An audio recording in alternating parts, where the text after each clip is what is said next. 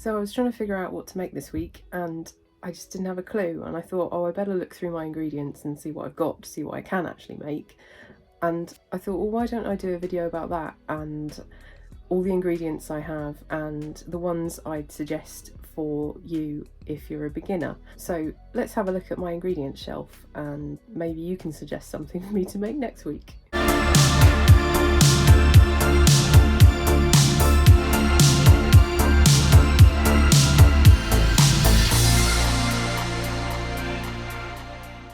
So this is my ingredient shelf. It's a bit of a mess at the moment. This is just ingredients for things that I make for YouTube and Patreon, and also for experimenting with things that I might sell as products later on. Any ingredients that I use for products I make will be stored separately, and that will be in accordance with good GMP. I'm not saying this isn't good GMP, but obviously any ingredients I use for products I sell, I'm a lot more careful with, and yeah, it's all a bit stricter. So anyway, while I'm not actually selling cosmetic products to anyone at the moment, they're just stored here, and yeah, let's go through some of them. So the top row is yeah, quite boring. It's got a big box of bicarb that I use for bath bombs and things like that. I have a lot of wax. This was bought when I was actually selling cosmetic ingredients. I'm no longer doing that. I have quite a lot to get through. If you are in the UK and you would like some, it is still in date, as you can see. And this has been stored in this box, so it is very hygienic and it's all fine. So if you would like any, then just message me, ideally on Instagram, and yeah, I can sort you some out. I've also got some candelilla wax there as well. I got this little cerebellina wax for a Patreon project, so I won't give away what that is yet, but yeah, expect to see that soon if you're on my Patreon. Then let's have a look at this box.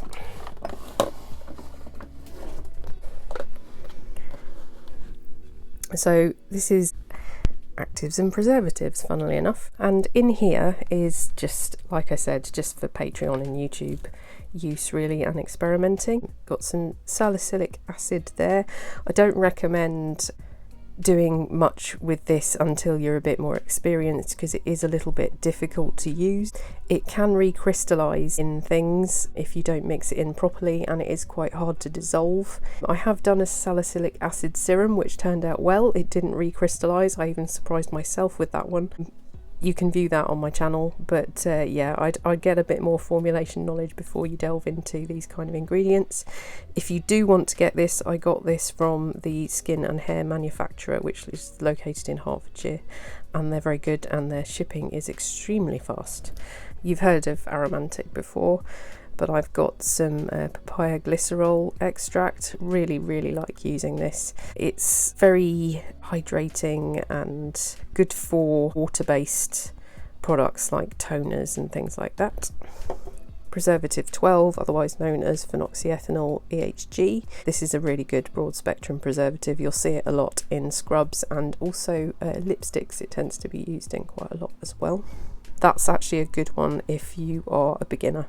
In fact, all these preservatives that I've got here, I recommend if you're a beginner. They all have different kind of uses. They'll have different solubilities and things like that. So this is a good one to have. This is from Naissance. They do really good ingredients, but they are sort of like a bulk buy company, so you have to spend a reasonable amount of money in one go. This is Preservative Eco. This can be a bit finicky about working in some formulas, and it has an almond scent, but I like it. I use it a lot in lotions, especially when I want that kind of almond scent to come through. It's worked very well in body wash as well. Then we have niacinamide, otherwise known as vitamin B3. This is really easily soluble in water, and it works really well in products. I really like using this in things. It's quite beginner friendly as well if you want a nice sort of marketable active. Then I've got AHA, natural fruit extract.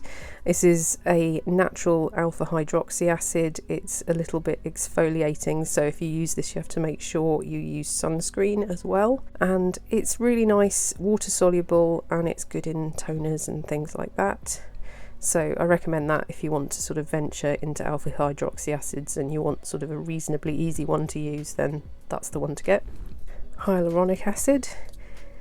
This is actually sodium hyaluronate. They all have different molecular weights. The molecular weight kind of determines how easily it's absorbed into the skin because it's to do with molecule size, and some will produce a gel whereas some won't. This particular one, it does make a reasonably viscous gel, so it's good for serums and things like that. Allantoin powder. Excuse my absolutely terrible writing. I think I tried writing while the label was on the product. So that's used in creams and things. I find there is a calculation for doing this to avoid crystallization, and adding it in the cool down phase and shear mixing it helps. If I use this in something in the future, I'll explain that process. I think I have in a previous video, but I can't remember which one. We have Deo Concentrate Personal Care. I got this from Making Cosmetics. This is really good in deodorants because it gives you the deodorizing effect. Lemon ester, again this was for deodorants, and this can pair with, if I can find it, is that it? It pairs with Farnesol to make a deodorant type product. Obviously you mix this with other things. I have got a deodorant on my Patreon using these, if you want to have a look at that. I think that also uses the Deo concentrate as well. Then we have the liquid fruit extract, the strawberry. Got this from Naturally Balmy. It's really nice. I've actually made a toner with that. You can watch that on YouTube. This tincture I got when I was making a dupe cream. It was the only place I could find it was Indigo Herbs. It seems to work well. I have tried making the cream without these to see what difference it made, and actually I feel like it has made a difference, so I do rate it, and I'll probably use it in some other things. And then the same with that one.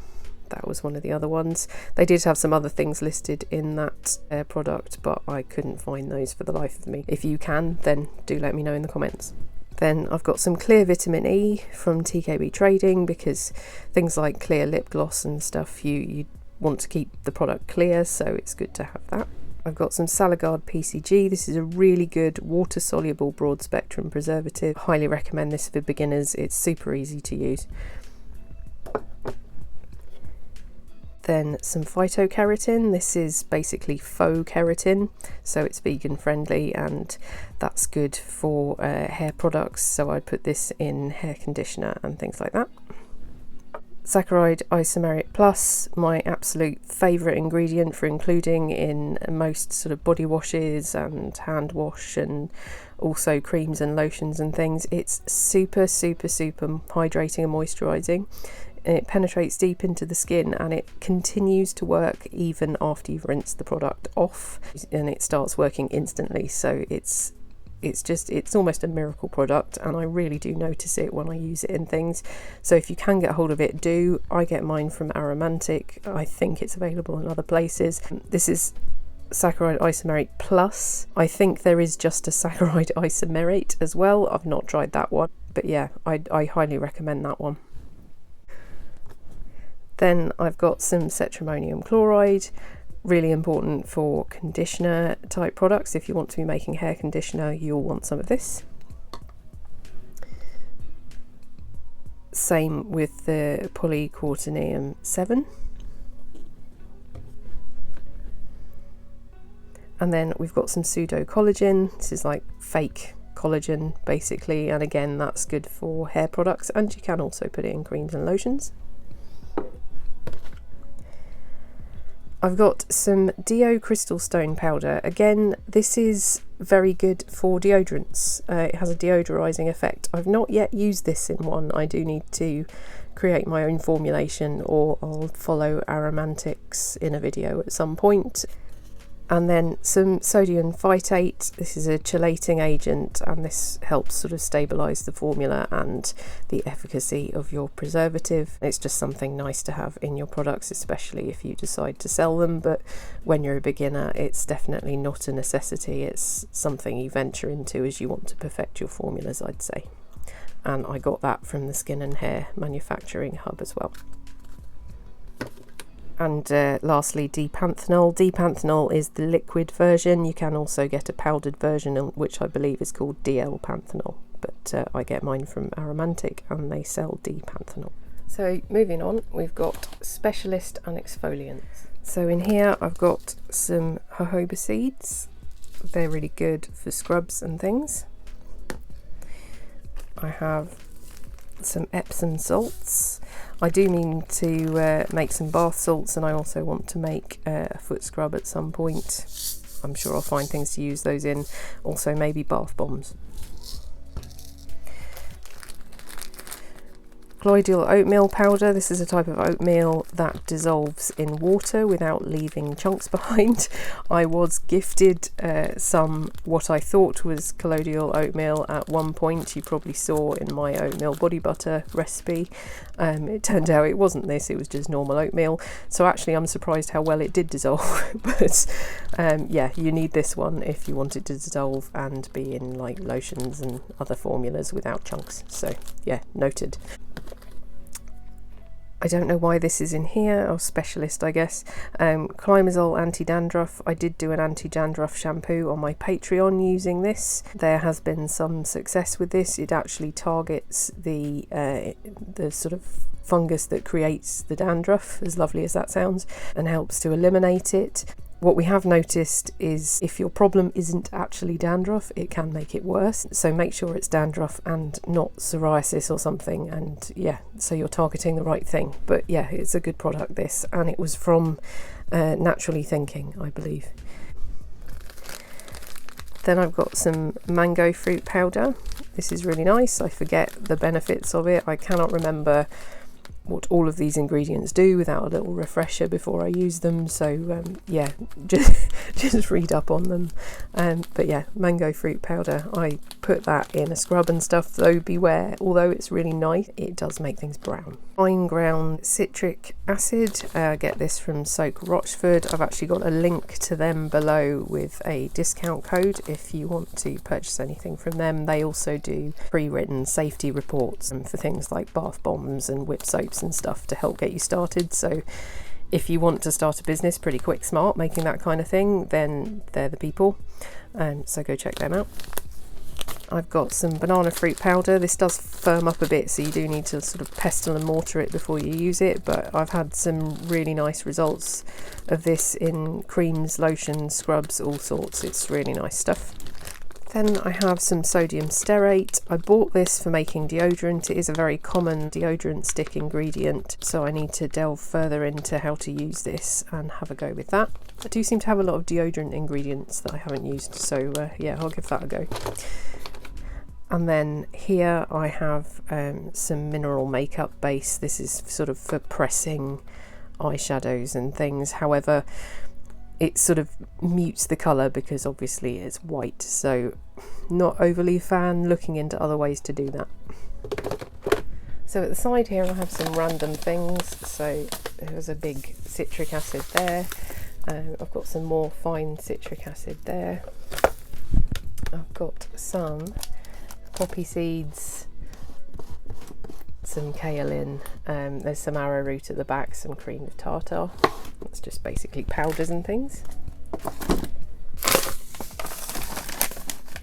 So coming down here, humectants and hydrolase.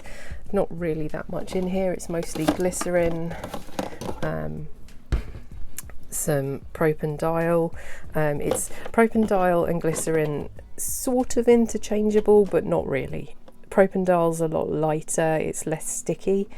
Both have humectant properties though. I tend to combine the two or use one or the other depending on the project. And then I've got some rose hydrolay there. The rest is all glycerin and randomly some perfumer's alcohol. Lovely company, Craftyful, found them recently. Got some really nice fragrance oils. Again, they have some safety reports and things like that you can buy. And yeah, there's one for perfume, so you can make your own perfume, which is really good. They're linked below as well. Then we've got esters and alcohols. So have some cetyl alcohol I need to replenish because I'm a bit low on that. Stearic acid, I think I'm all right for that. Got a massive tub up there. So that's a good thickener. Really helps with sort of feel and texture of products as well. If you're making scrubs, I highly recommend you get some stearic acid. In fact, stearic acid and cetyl alcohol, these will be staples in your cosmetic making. So if you're a beginner and you want to be making scrubs and lotions and things, get cetyl alcohol and stearic acid, and also cetyl alcohol. Different from cetyl alcohol. There are different types of cetyl alcohol. It depends what two ingredients they mix and at what proportion, but it leaves a really nice feel on the skin, and it will just lift anything you make and make it feel more luxurious. Highly recommend. Capric triglyceride, not to be confused with fractionated coconut oil, although sometimes they are called the same thing. It's basically an ester from coconuts. And then we've got some isopropyl myristrate, that's also an ester. C12 to 15 alkyl benzoate, that's one of my favourite things, and for the life of me I can't remember where I bought this. It doesn't say it on the bottle.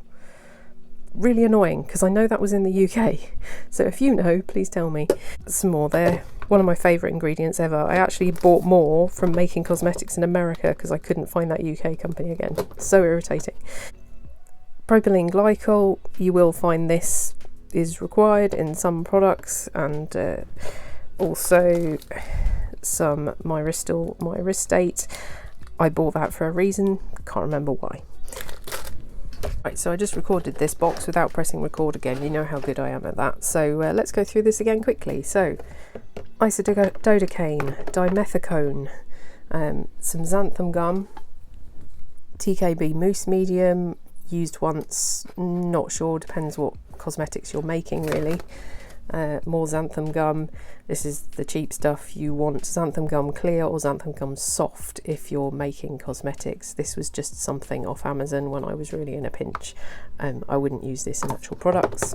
Then crystal clear wax, very high melting point. You'll have a hard time melting this in a water bath. It's going to be a microwave jobby, although I'd not normally recommend that when making cosmetics. You want a heat-proof container. You want to be dissolving it in something like an ester or a silicone, and you want to be doing 15-second bursts and checking each time and stirring until it's melted. Doing this in a water bath, it just won't get hot enough. Then isocarate wax, that's I'm using that for makeup and things. Silicone resin from Making Cosmetics, INCI is there. If you're making liquid lipstick, things like that, you'll definitely need some of this. Then we have ice hair gel, not used this yet, but I probably will give a go at some point. I think you mix it with something and it's pretty much a finished product, as with their other ice products. However you pronounce this one, this gives a waterproof, sort of transfer proof finish to makeup. So if you add this to your liquid lipstick formula, you'll have a nice matte transfer proof lipstick to a degree, and the more you add, the more transfer proof it seems to become, so be warned, it gets to a point where you have trouble getting it off again. PVP, it's a gelling agent. If you're making hair gels and things like that, then this is really quite good. It's film forming and it's good for colour cosmetics as well, so you can use it in makeup. Octadodecanol, very good for foundation and lipsticks and things. Sologum, my absolute favourite gelling agent. I use this instead of xanthan gum. It is actually a coated xanthan gum, but it's very, very dispersible in water. It will dissolve very easily. And in my opinion, it gives a much more luxury feeling gel. It's a lot silkier and it's not sticky. It just lifts your products. So if you can get this, I recommend it. I get it from Cosmetics. Please don't buy all of it because I like it. And then microcrystalline wax, again another wax I bought for experimenting with makeup and things, because you see this used quite a lot. It's a very good emollient, it's very moisturising. Coming down here, we've got emulsifying wax. There are different types, so just look at the NCI of what you buy. I get mine from Maker's Ingredients, so you can have a look at that there. I find it's very, very good quality. In fact, all their products are. And then that's just extra containers of those, and my Candelilla and Carnauba wax again, just so I've got it to hand.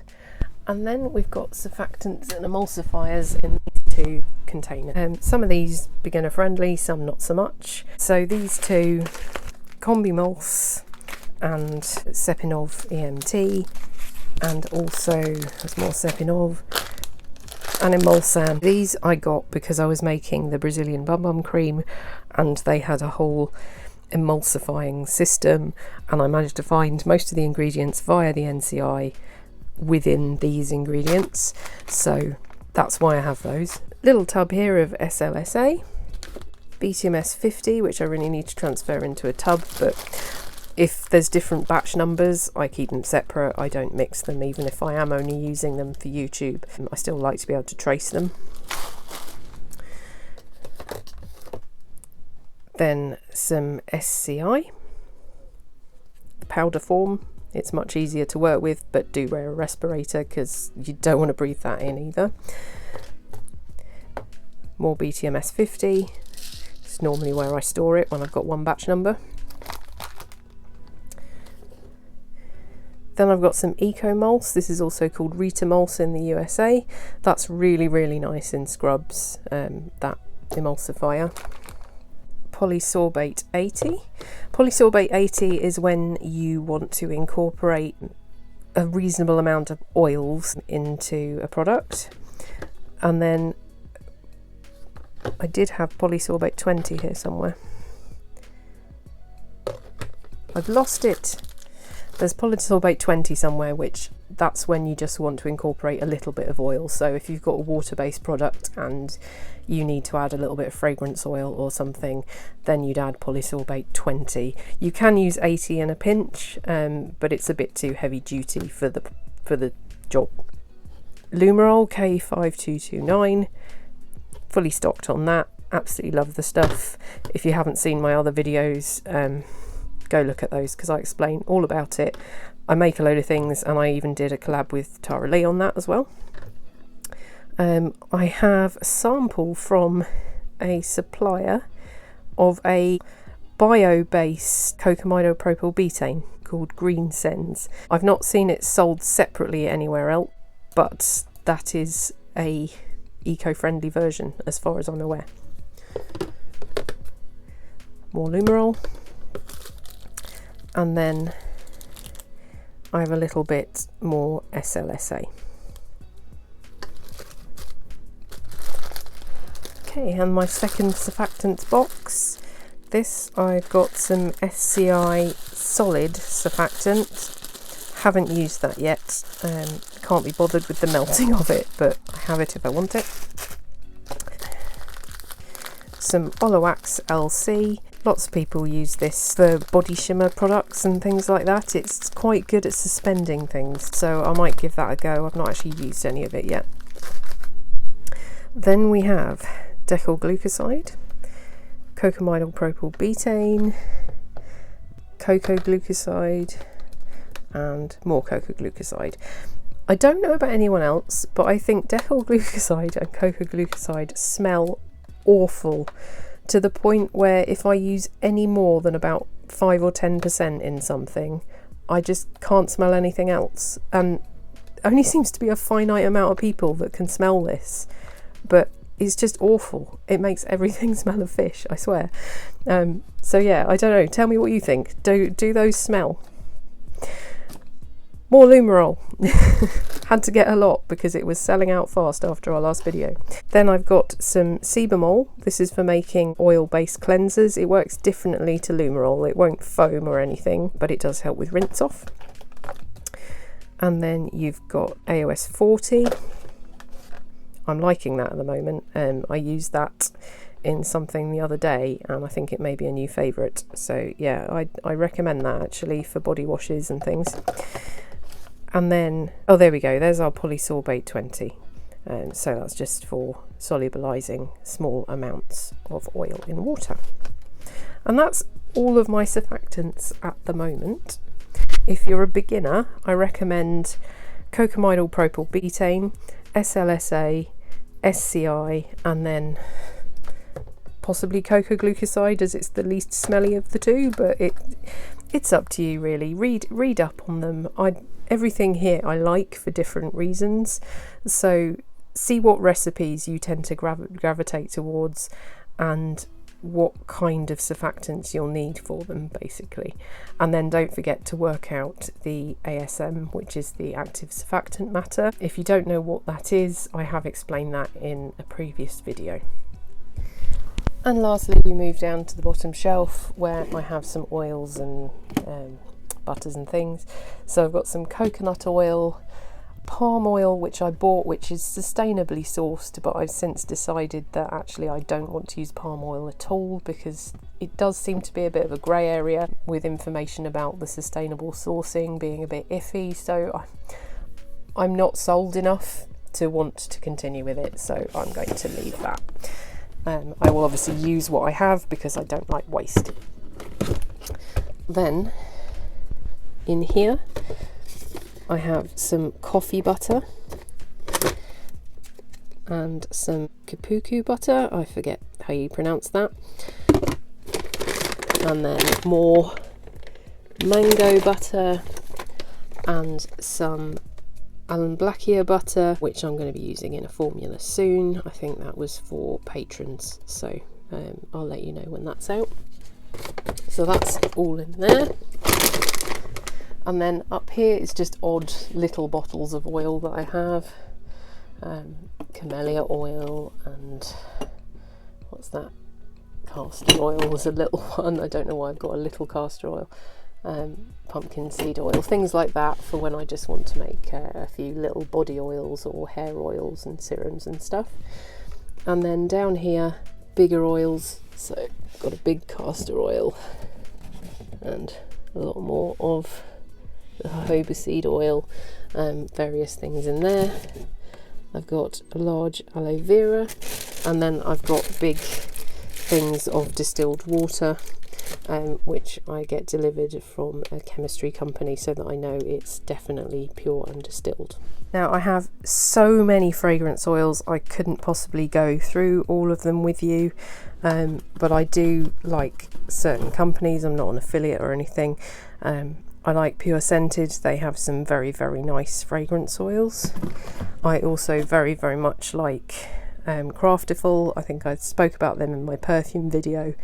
They're very, very soft fragrances, like they're very grounded. They don't have a horrible chemically smell, at least to my nose. I'm really like them. They've been quite inventive with their scent mixes as well, so I'd definitely check them out. So I have lots of little bottles.